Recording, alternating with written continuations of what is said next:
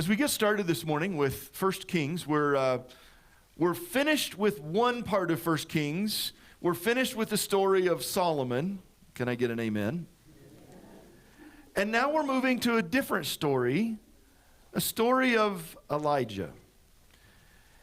And I want us to think this morning, as we look at the first part of Elijah's story, we'll finish that story next week. I want us to remember that God is still working. Because sometimes we forget that, don't we? We get so caught up in our stuff, we forget that he's still working. So discussion question for you at your tables this morning.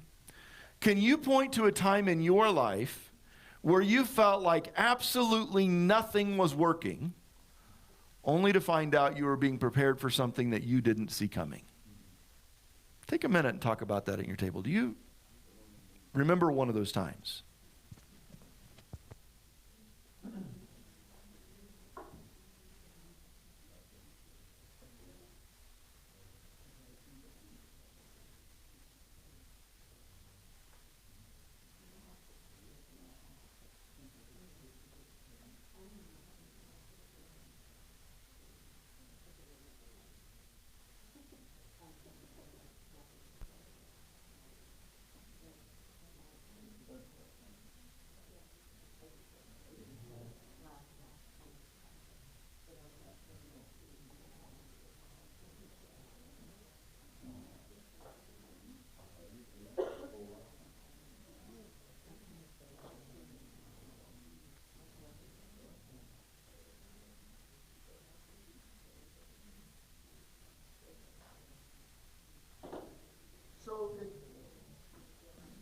So it's hard to think of these situations sometimes. And part of the reason is because in hindsight, we forget the frustration. In hindsight, we forget how frustrating things can get. Last night, I don't know, it was about 6 o'clock, Ava came down and decided she was going to make cupcakes for youth group last night, or for tonight. And Saturday is our Sabbath, and so we have a rule. If you make a mess on Sabbath, you have to clean it up. Mom's not coming behind you. You have to clean it up, and the kitchen has to look better than it looked before. And Ava was excited for that. It did look, when she got done, it looked fine.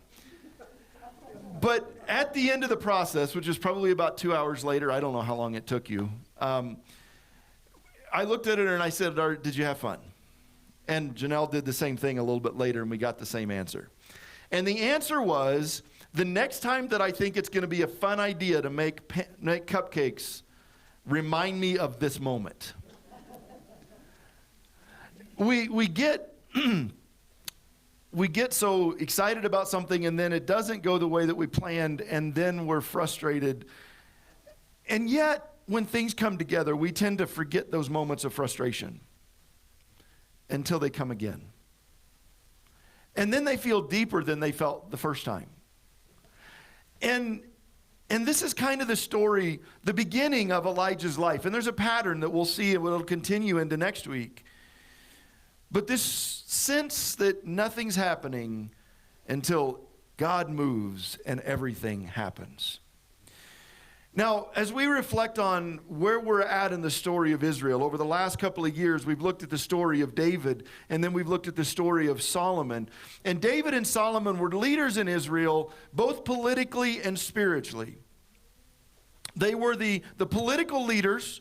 They were also the spiritual leaders for the nation. Now, that's not exactly how God had designed it. God had designed priests to fill those roles. But in the story that we get, it wasn't so much the priests that were doing that work, but it was David and Solomon doing that work. And Solomon, might I add, did a miserable job of it. And David didn't do much better. But prophets played a secondary role. Prophets would exist to call out sins on behalf of David and Solomon. But there's a shift that takes place in the history of the nation of Israel, where the prophets kind of move into a more prominent role of telling the story of God, and the kings become kind of the problems in the story. Now, that doesn't apply to our political perspective here at all. Not going there. Sarcasm. So a lot of things change after the death of Solomon. The whole scene of how the nation works changes after the death of Solomon. First of all, the kingdom splits in two halves. So we have the northern tribes, which we call Israel, and we have the southern tribes, which we call Judah.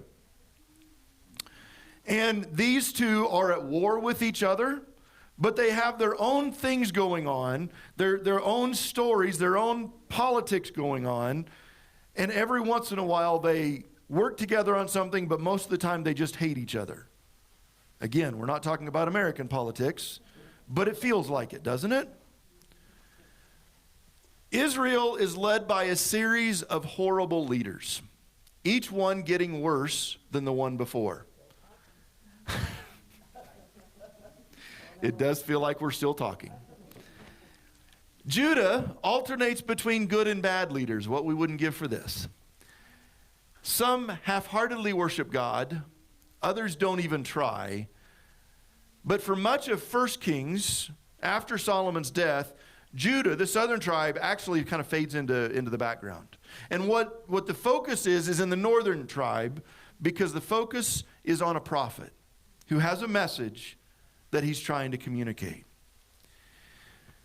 So most of the action is in this northern part of Israel. And there's a quick succession of kings. Like some of them only last a couple of weeks before they get their I think it was suicide. The guy burned a building down around him because he realized that even though he had assassinated the previous leader, people didn't want to follow him. And so it's quick succession of who's king. If you're not getting your news alerts on your phone every morning, you might not know who the king is that day. And assassinations and mass murder become commonplace. Very much like what we see in our world today. I mean, this is the story of Russia this week. We saw these stories as someone who raised up in opposition was no longer opposition. And yet, in the midst of this mess, God breaks in. And I think there's something for us today as we listen to this story, as we think about the ugliness of the world that they're in, and as we look at the ugliness of the world that we're in. There's something for us this morning to be reminded that in the midst of the mess, in the midst of the ugliness, in the midst of the chaos, in the midst of the hopelessness, God breaks in. And God is still working in our world today, even though you're not going to see it when you turn on the news. God is still working in our world today, just as God was still working in the messiness of the northern kingdom. As we go through this series of kings in the northern kingdom, we come to one named King Ahab. How many of you remember the name King Ahab? Ahab was one of the worst kings of Israel. Not only was he worst king, he married the worst queen, and her name was Jezebel. And most scholars say that Ahab was the worst king, but he didn't do much. She was the worst queen, and she ran the show. Now, she wasn't from Israel. She was from Syria. Or not Syria, she was from Sidon. That's what I was trying to think of. And she marries into the royal family. That's nothing new. We talked about that last week where Solomon collected wives. And she brings with her all of her pagan worship. And they set it up everywhere. And Israel no longer even gives lip service to worshiping God because Jezebel's in charge. And together, they make quite a mess. Israel is a horrible place to be. The few people who follow God end up hiding in caves because they're in fear for their life. But God doesn't give up. I want you to hear that this morning. God doesn't give up. It doesn't matter how ugly it is. So into this story, Ahab, Jezebel, hideous worship into this story, God raises up probably the best known prophet in the Old Testament. This prophet comes from nowhere. Scholars don't even, there's a place mentioned and scholars have no clue where that is. He spends most of his time in an unknown place. Yet he becomes a legend of what it means to follow God. Human, but a legend. So we're going to read this morning 1 Kings chapter 17. Now Elijah, who was from Tishbe in Gilead, told King Ahab, "As surely as the Lord, the God of Israel lives, the God I serve, there will be no dew or rain during the next few years until I give the word." Okay, Elijah stands before Ahab and gives a pretty messy message. No rain, not even dew, for the next several years until I give the word. That's a pretty profound message. As Zach and Saban and I were talking about the spring feels like it's here and there's not enough moisture. Greg and Becky and I were talking about this morning. We need a little bit more snow because we're concerned about what fire season might be like this year. Imagine if the weather person got on the weather tonight and said, "I don't understand it, but there's no moisture coming for 3 years." Can you imagine how troubling that message is? Now, we know that we pay weather people to be wrong 90% of the time. But even if that message is not one we would receive well. That's a tough message. So Elijah, who comes from nowhere and shows up somewhere, gives this horrific message. And then let's look at what happens next. Then the Lord said to Elijah, "Go to the east and hide by the Kerith brook, near where it enters the Jordan River. Drink from the brook and eat what the ravens bring you, for I have commanded them to bring you food." So Elijah did as the Lord told him and camped beside Kerith brook, east of the Jordan. The ravens brought him bread and meat each morning and evening, and he drank from the brook. But after a while, the brook dried up, for there was no rainfall anywhere in the land. Then the Lord said to Elijah, "Go and live in the village of Zarephath, near the city of Sidon." Sidon. We've already talked about that. That's not a good place. "I have instructed a widow there to feed you." So he went to Zarephath, and as he arrived at the gates of the village, he saw a widow gathering sticks, and he asked her, "Would you please bring me a little cup of water?" As she was going to get it, he called to her, "Bring me a bite of bread too." But she said, "I swear by the Lord your God," so even though we're in Sidon, this is somebody who knew the Lord God. "I swear by the Lord your God, I don't have a single piece of bread in the house. And I have only a handful of flour left in the jar and a little cooking oil in the bottom of the jug. I was just gathering a few sticks to cook this last meal, and then my son and I will die." But Elijah said to her, "Don't be afraid. Go ahead and do just what you've said, but make a little bread for me first. Then use what's left to prepare a meal for yourself and your son. For this is what the Lord, the God of Israel, says. There will always be flour and olive oil left in your containers until the time when the Lord sends rains and the crops grow again." So she did as Elijah said, and she and Elijah and her family continued to eat for many days. There was always enough flour and olive oil left in the containers, just as the Lord had promised through Elijah. Sometime later, the woman's son became sick. He grew worse and worse, and finally he died. Then she said to Elijah, "O man of God, what have you done to me? Have you come here to point out my sins and kill my son?" But Elijah replied, "Give me your son." And he took the child's body from her arms, carried him up the stairs to the room where he was staying, and laid out the body on his bed. Then Elijah cried out to the Lord, "O Lord my God, why have you brought tragedy to this widow who has opened her home to me, causing her son to die?" And he stretched himself out over the child 3 times and cried out to the Lord, "O Lord my God, please let this child's life return to him." And the Lord heard Elijah's prayer, and the life of the child returned, and he revived. Then Elijah brought him down from the upper room and gave him to his mother. Look, he said, your son is alive. Then the woman told Elijah, now I know for sure that you are a man of God, and that the Lord truly speaks through you. That's a powerful story, isn't it? All of the little compartments of the story. It's a powerful story, but it starts with a man named Elijah who was from Tishbe, and we don't have a clue where Tishbe was. Here's what we know.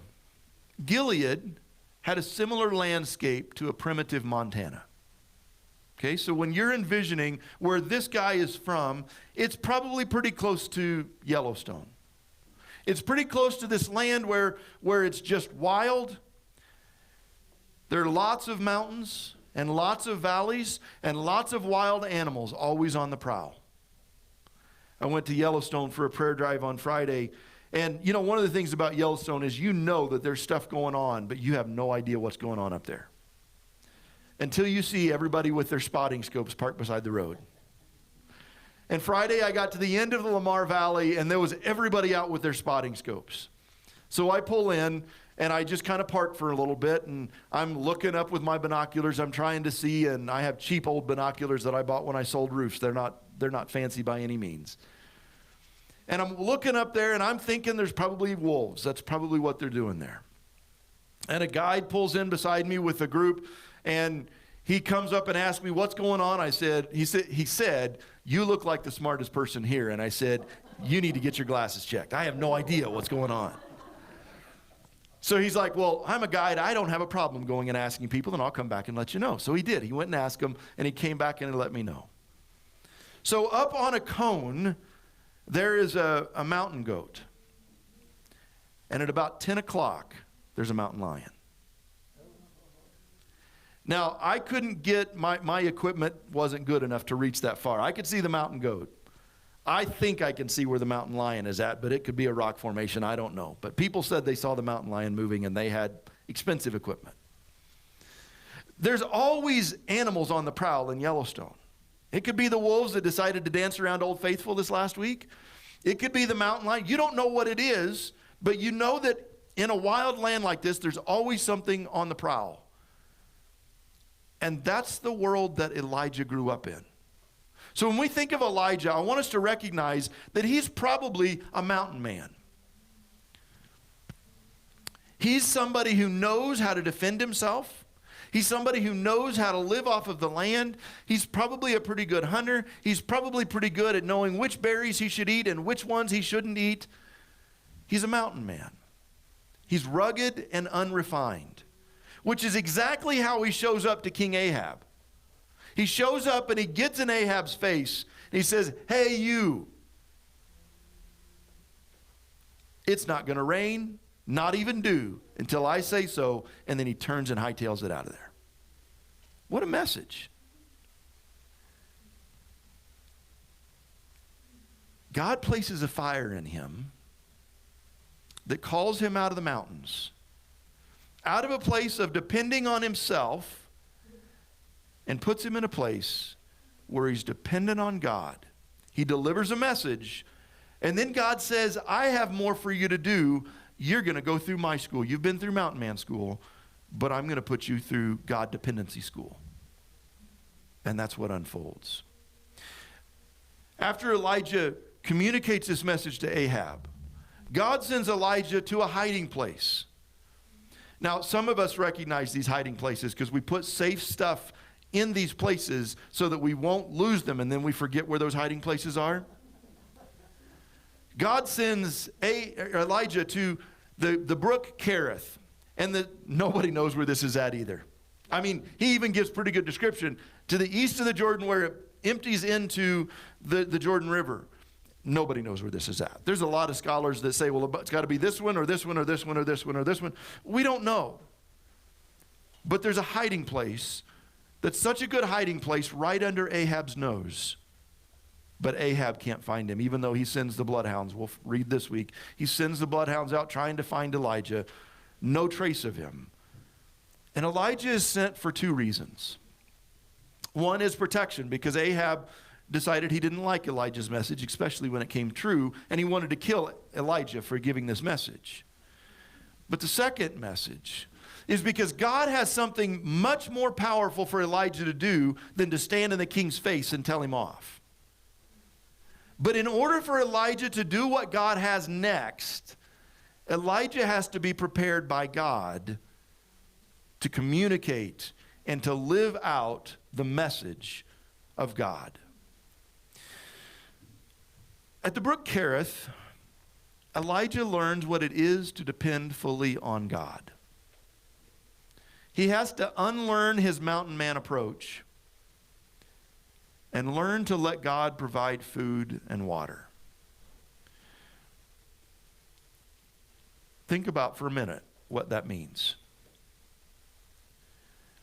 Mountain men were used to eating really well and then starving. And eating really well and then starving. And God says to Elijah, I don't want you to kill your own food. I don't want you to find your own food. I want you to sit by this brook and rest and let me bring food to you. Well, how are you going to do that? I'm going to send DoorDashers. They're birds, but they're DoorDashers. They're going to deliver the food to your doorstep, and then they're going to walk away. Tell you what, you don't even have to tip them. I'll take care of that. This is not the first time God does this. It's what he does with the Israelites when he brings them out of Egypt.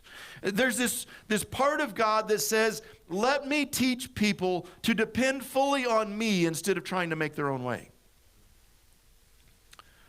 God did this with the Israelites. God does this with Elijah. He says, you rest, trust me, and I will depend on, and I will provide. Now, I'll be honest with you, as somebody who does not like to sit and wait on God, it's much harder to sit and wait on God to send those birds than it is to get out and do it yourself. The harder work was Elijah trusting God rather than going out to find his own food. But God trains Elijah. And we don't know exactly how long he's at the brook Kerith, but Elijah leans into God's work here. Now the word Kerith actually has two meanings in the Hebrew. One is to cut down, and one is to cut off. And this is a part of what God is doing to Elijah. Elijah is a man who was used to doing his own thing and doing it well, and God said, I'm going to cut you down to size. And I'm going to cut you off from everybody that you're used to depending on. And I'm going to teach you what it means to rest in me. To find in me everything that you need instead of chasing after it with everybody else. There's a work of trusting. One of the things, and I don't DoorDash very often. I think I did it a couple of times in COVID when we were still in Iowa. And I can remember you'd place your order. I think it was Popeye's chicken. And I watched my phone. Where's my driver at? He made a couple of stops that were a little bit out of the way, but he must have had other deliveries to make. But I'm sitting there on my phone watching where this guy is at. Because I'm waiting for my food. That fried chicken sounded good. You guys ever had Popeye's fried chicken? It's probably not as good as I thought it was, but they had just opened, and so we were excited. But I'm watching them. Elijah didn't have an app on his phone to track these ravens. He couldn't tell where they were at. And if they were a few minutes late one day, can you imagine how hard that is? God, I can go. I've seen stuff out on the mountains. I can go get some food. God says, no, you wait for me.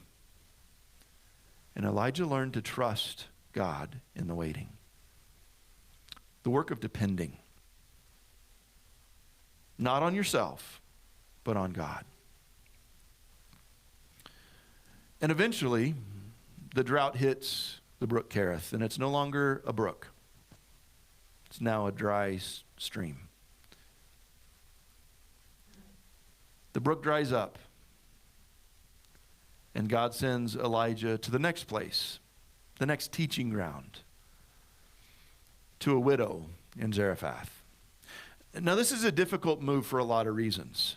First of all, Zarephath was in Jezebel's home territory.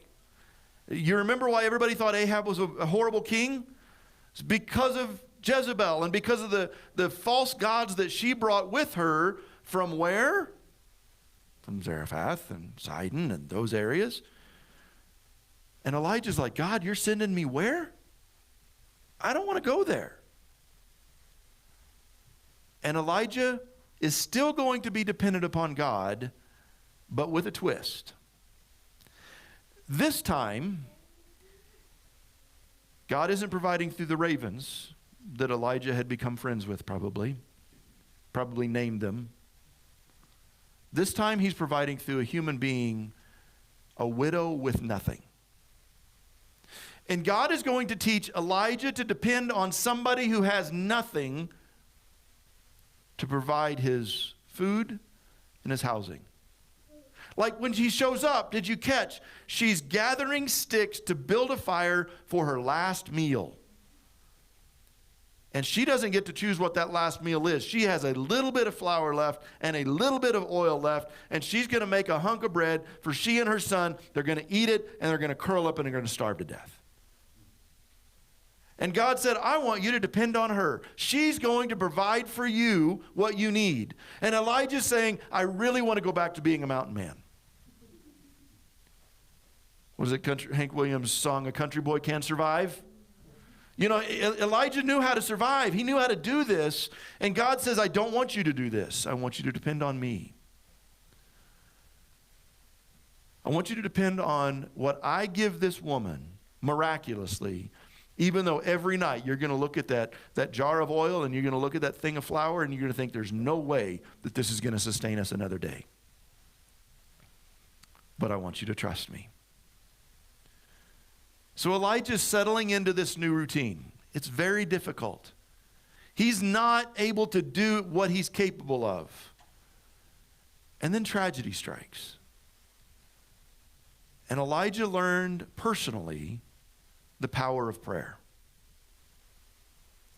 He learned what it is to come before God with absolutely nothing and say, God, you have to do this because I can't. And we see this power of prayer come to life for Elijah. Now, in what we're going to read today, tomorrow, the next day, this is going to really come into play on a big national scene. And everybody is going to see who God is because of what Elijah learns in this moment. We'll talk about that next Sunday. But before God put Elijah on the national scene, God needed Elijah to know the power of prayer, and he needed to live it out in a very personal way. Next week, God's going to allow Elijah to be as sarcastic as he's wanted to be all of these years.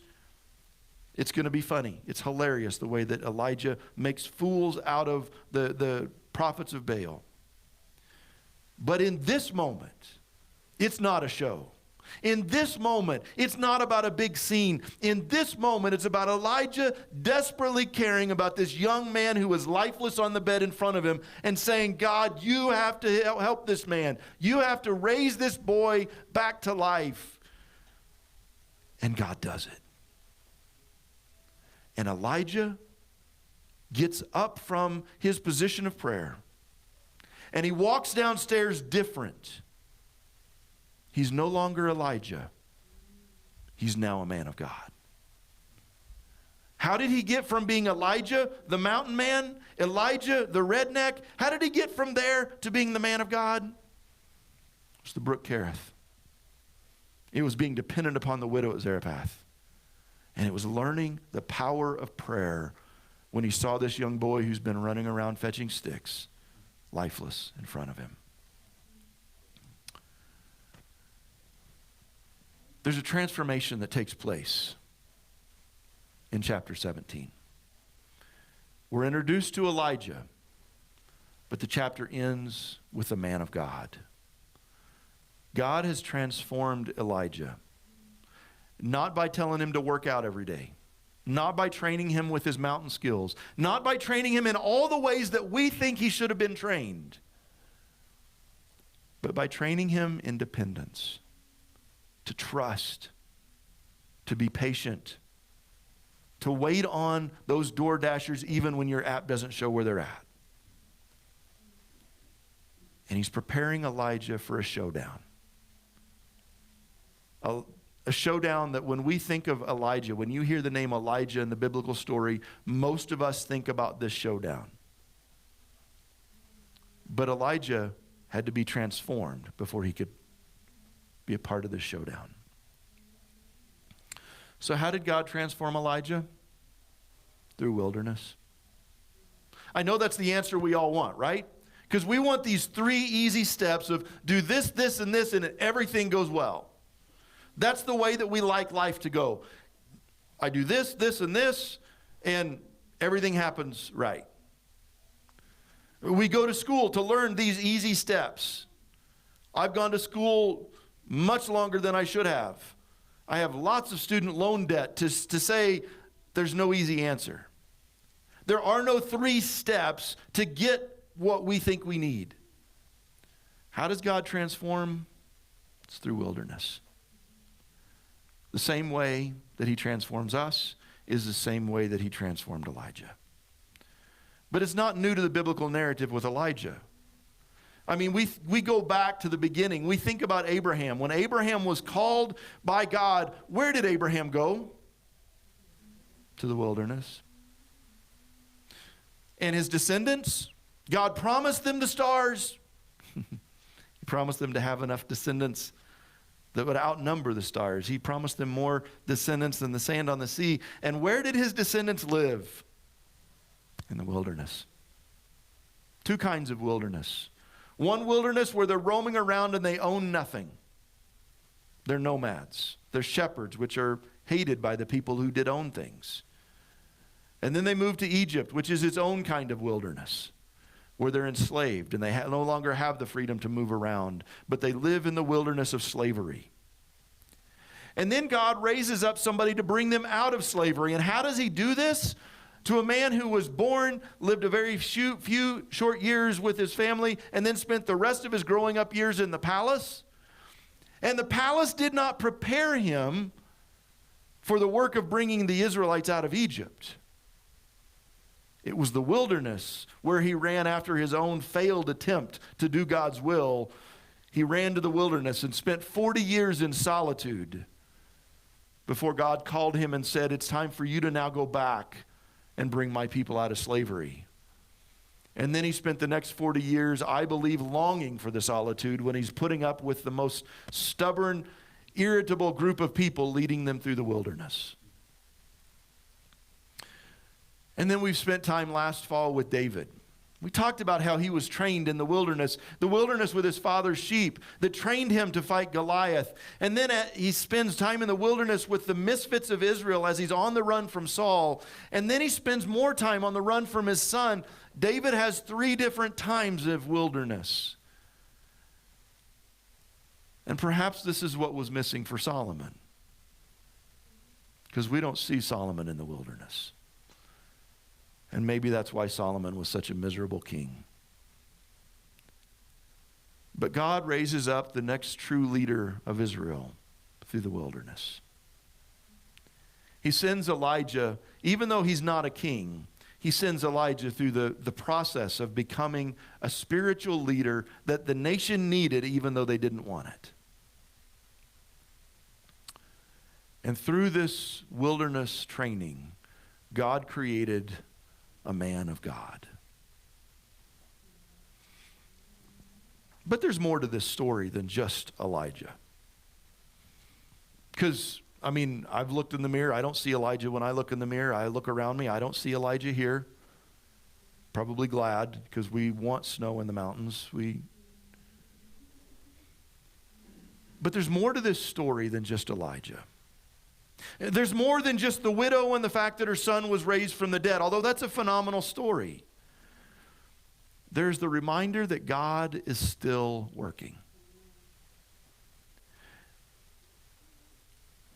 This story comes at the end of a very dark period for Israel. Assassinations, mass murder, political violence, similar to what we see when we turn on the news. It comes at an ugly spot for the nation of Israel. A spot where it would seem that there's no reason for God to even try anymore because these people have completely turned their backs on him and walked away. He miraculously brought them out of Egypt, out of slavery. He miraculously made a way for them to live in this land. He miraculously provided victory for them when they didn't even have to fight. And they have turned their backs on him and walked away.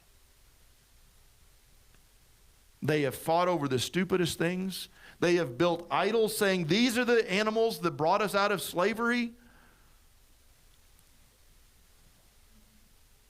And it's a dark period. Yet God is still working. God does not stop working even when the world around us makes bad decisions. God has not stopped working now. This week I picked up a book. I talked last week about my old book collection. I found this one on my shelf. I knew it was there, but I happened to see it. Elijah and the Secret of His Power, written by F.B. Meyer. And this volume, I looked it up on Amazon. It's selling for over $700 right now, this volume alone. I don't know that mine would because I read it this week and I broke the binding. But I started reading this book. I read a little bit until I broke the binding, and then I bought the Kindle version for $1.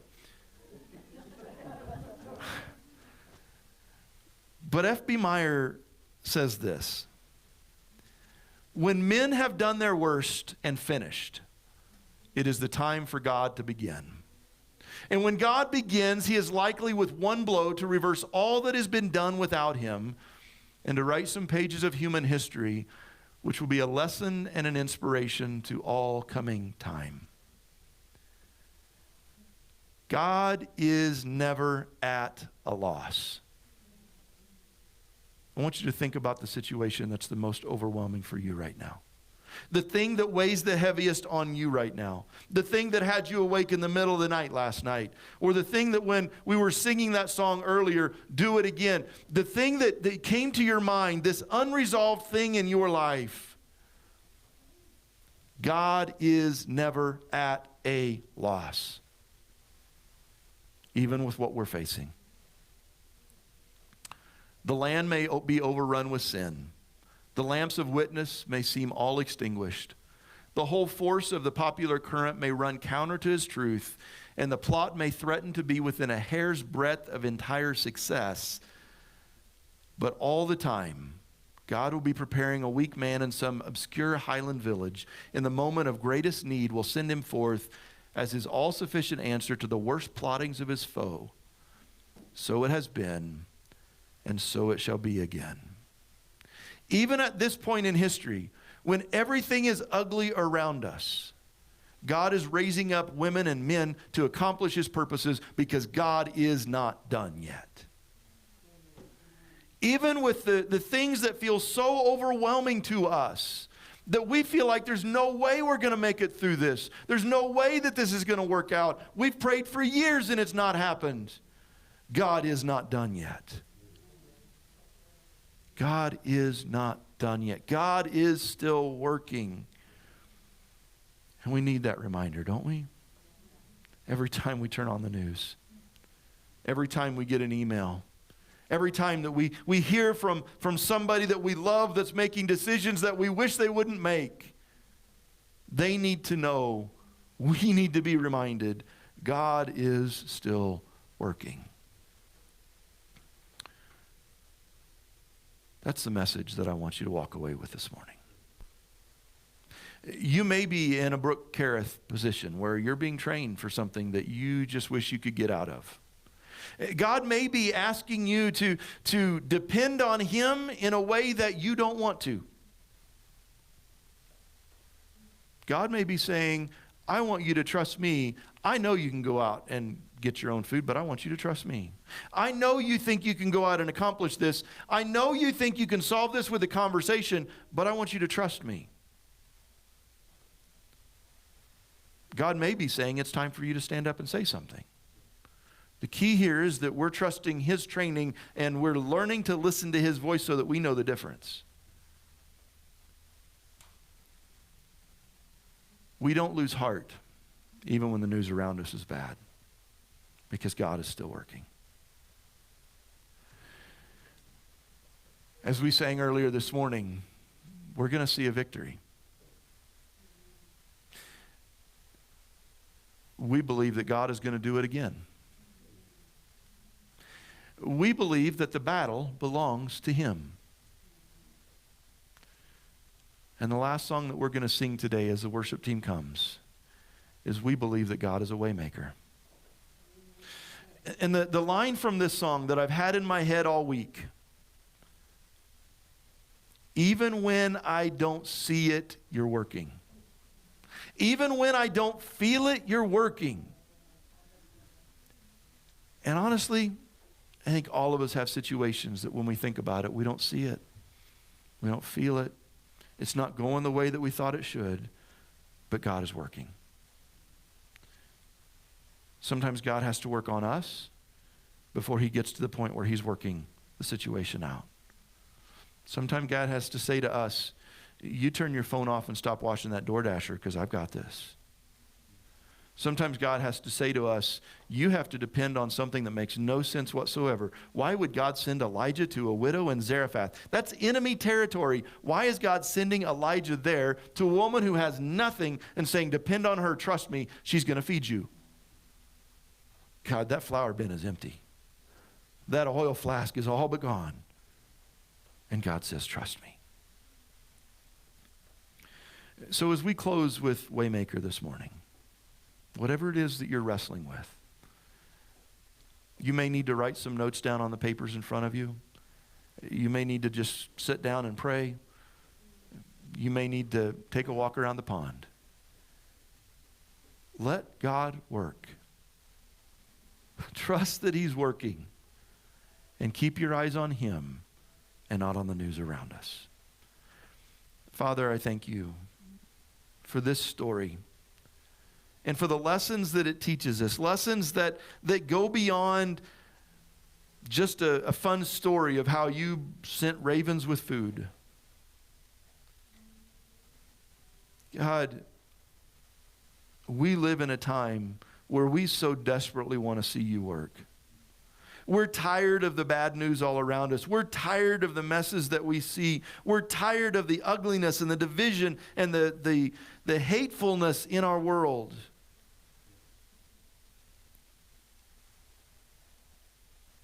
And God, we have situations in our families and in our lives that just aren't right.